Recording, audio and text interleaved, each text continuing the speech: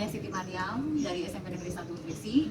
Untuk tahun ajaran ini saya dipercaya menjadi Wakasek Kurikulum.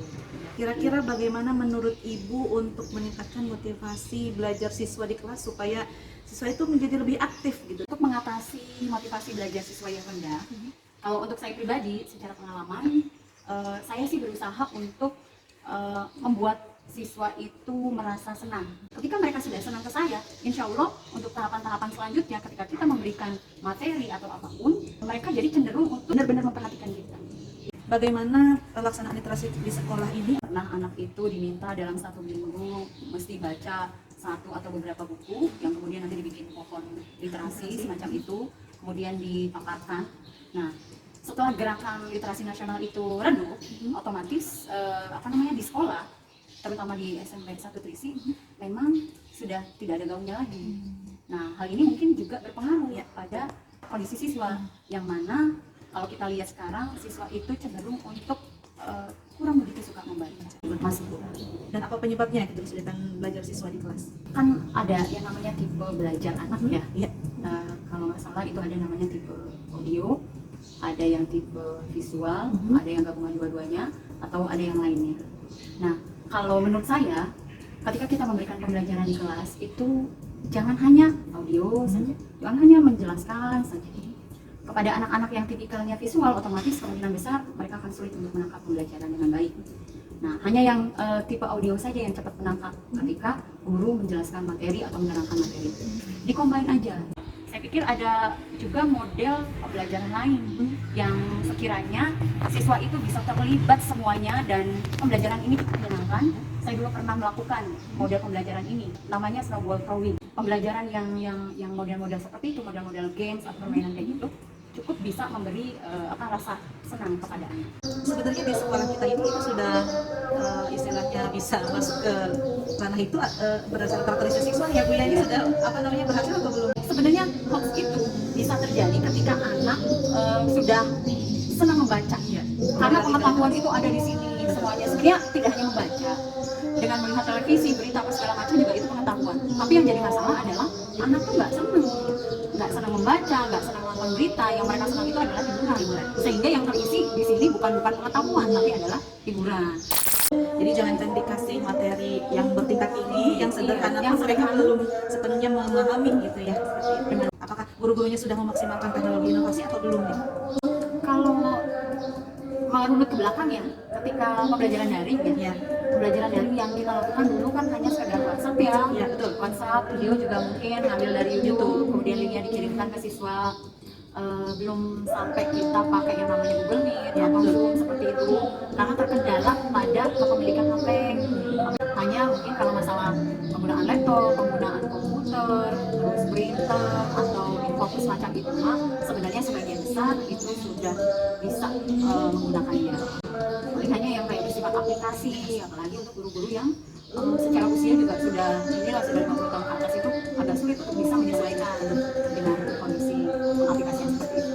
Bagaimana untuk penggunaan handphone kepada siswa supaya tidak nantinya penggunaannya itu tidak menjadi disalahgunakan gitu di dalam proses pembelajaran? Kalau untuk masalah membawa handphone atau penggunaan handphone di sekolah, secara aturan ataupun tata tertib itu nggak boleh sebenarnya. Nggak boleh membawa HP, kecuali dengan catatan. Kalau misalkan ada guru informatika menginstruksikan siswa kelas misalkan 7A untuk membawa HP karena ada hubungannya dengan pembelajaran informatika, itu baru boleh. Tapi membawanya juga tidak yang disimpan di siswa.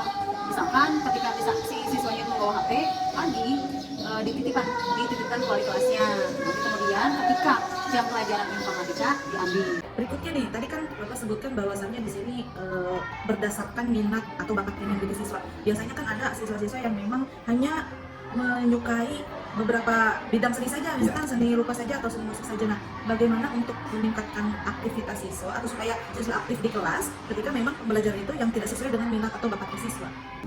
Supaya lebih aktif ya kita harus memberikan pembelajaran yang sesuai dengan minat bakat siswa tersebut. Nah, contohnya misalkan siswa dia bisa menyanyi, ya kita harus membimbingnya gitu. Terus supaya nanti siswa aktif. Nah, bagaimana siswa yang tidak memiliki bakat? Nah, dia akan terpengaruh nanti. Nah, seperti itu.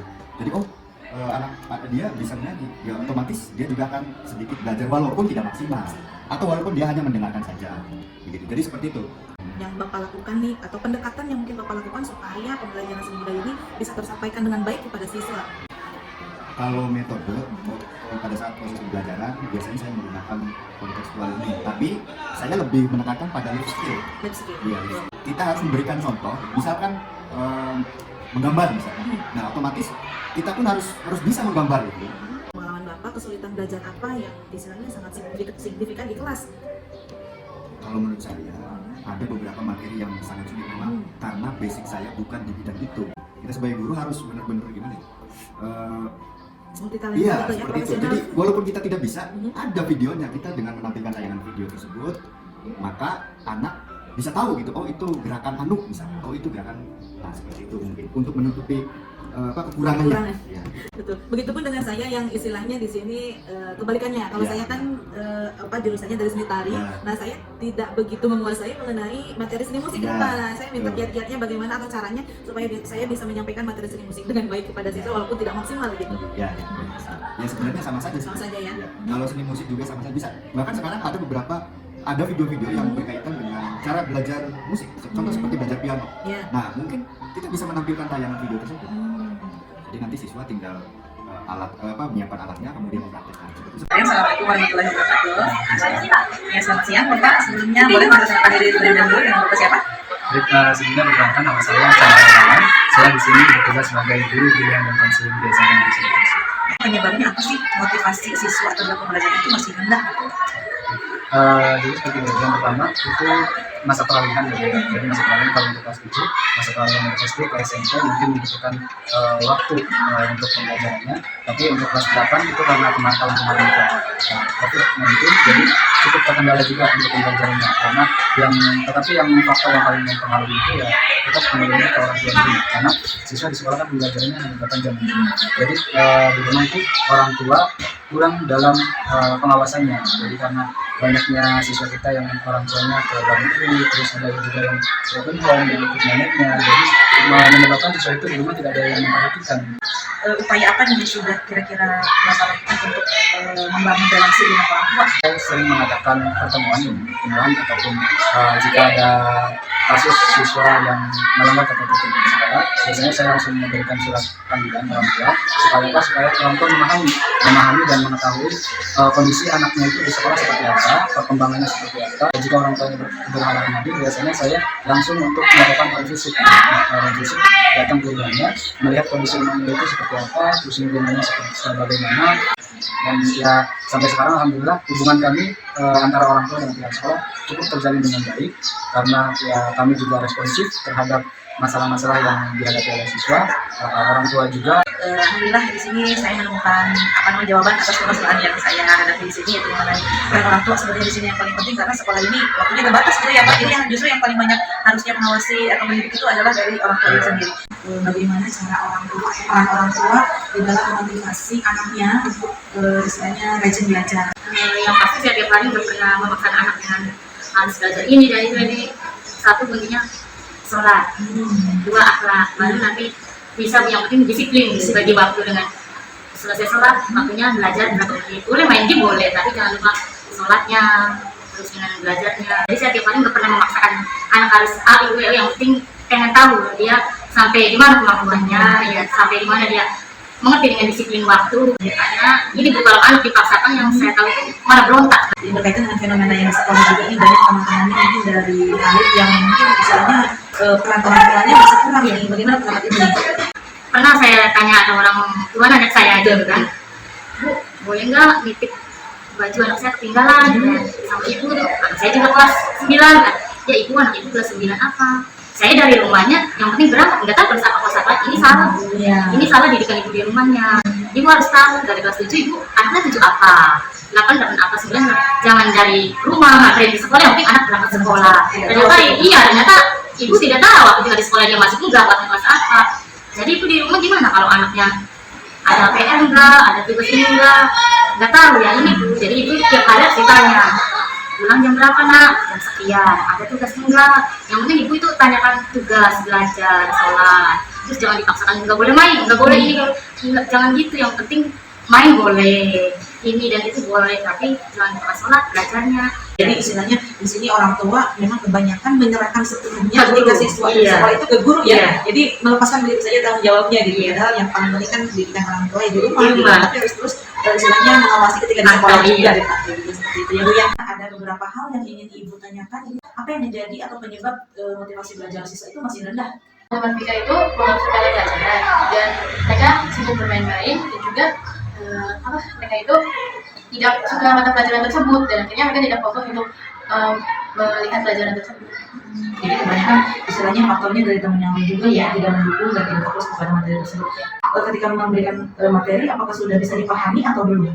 Untuk diri kita sendiri, alhamdulillah guru-guru yang mengajar kita tuh sudah cukup untuk kita mengerti dengan penjelasannya. Nah, ketika situasi tersebut terjadi, misalkan ada teman-teman yang masih bermain di kelas, itu apa namanya tindakan yang dilakukan itu apa? Biasanya kalau ada yang ngobrol, kita ditegur, dan juga kasih peringatan. Terus ini berkaitan dengan mata pelajaran seni budaya. Nah, bagaimana menurut pendapat Syarika, apakah materi tersebut Syarika sukai atau tidak? Untuk materi seni budaya, alhamdulillah kita suka. Karena materi itu kita bisa mengeksplor bakat kita di seni budaya, walaupun ya Vikanya Tidak maksimal. ya, tidak maksimal, tapi ya bisa mengerti. Bisa berarti kan bisa istilahnya apa namanya mengikutinya dengan baik seperti itu sudah bisa menampilkan. Yang gue rasakan nih banyak yang tidak mau atau masih malu terhadap penampilan bakat yang dimiliki. Penyebabnya apa? Iya, penyebabnya sih rata-rata kayak mereka malu karena diketawain, diledekin, dan ya tetap dibully lah. Karena kan kalau sekarang istilahnya ya seperti ini, jadi seperti ada apa namanya situasi di mana tidak berjalan itu dianggap bercanda gitu ya, sehingga ditertawakan. Padahal itu adalah salah satu kesempatan siswa untuk memberikan ekspresi, diberi ruang untuk mengekspresikan bakat dan minat. Iya. Seperti itu. Kan kalau di pelajaran ada yang namanya pengerjaan tugas. Nah, karena masih banyak yang belum mengerjakan nih, bagaimana pendapat saya? Kalau menurut Vika sih mereka menyepelekan tugas tersebut dan menganggap ini tidak penting. Misalnya mungkin ini berasal dari faktor karena mahasiswa juga ya, mungkin misalnya ya ada yang permasalahannya di luar sekolah tapi dibawa permasalahan itu ke sekolah. Menurut Bapak, kira-kira apa penyebabnya sehingga motivasi belajar saya itu masih rendah? Bagaimana guru memahami kondisi psikis siswa siap belum untuk belajar, upayakan kondisi siswa sehat sekali rohani. Nah, guru harus inovatif. Mereka yang lebih banyak melakukan, kita hanya mendengarkan, membimbing. Sebagai fasilitas. Nah, nanti baru menyimpulkan sama-sama. Upaya apa yang sudah dilakukan oleh sekolah untuk membangun relasi bersama orang tua? Di awal tahun pelajaran ini salah satu antisipasi atau evaluasi kemarin, banyaknya siswa yang tinggal kelas atau siswa yang bermasalah setelah dianalisis oleh tim BK. Kendalanya ada di rumah, cerai, menekankan kembali bahwa tanggung jawab pendidikan itu bukan hanya ada di sekolah, tapi juga di rumah, di sekolah, di masyarakat. Terus peran stakeholder juga harus difungsikan dengan baik. Khususnya pelajaran saya nih Bapak, jadi harus membutuhkan yang namanya alat atau media. Bagaimana situasi atau media yang sudah sekolah ini sudah memadai atau belum? Upaya sekolah nanti sesuai hasil rapat kemarin bahwa inovasi belajar untuk yang teknologi ya, kan sudah jangan minta fokus, itu sudah masuk bagian atasnya sudah dimasukkan, khususnya sudah kalau ini banyak juga. Iya banyak, tapi sudah dari musiknya sudah lama. Ini karena kita di sini memang masih butuh tenaga guru yang basic itu kesini musik kok. Iya, Seperti itu. menarik. Iya. Jadi tidak Maksimal ya. Ya mungkin itu beberapa pertanyaan yang Bapak, terima kasih atas jawabannya, sangat istilahnya membantu saya untuk menjawab persoalan-persoalan yang saya hadapi dalam pembelajaran. Terima kasih Bapak waktunya. Mohon maaf mengganggu. Assalamualaikum warahmatullahi wabarakatuh.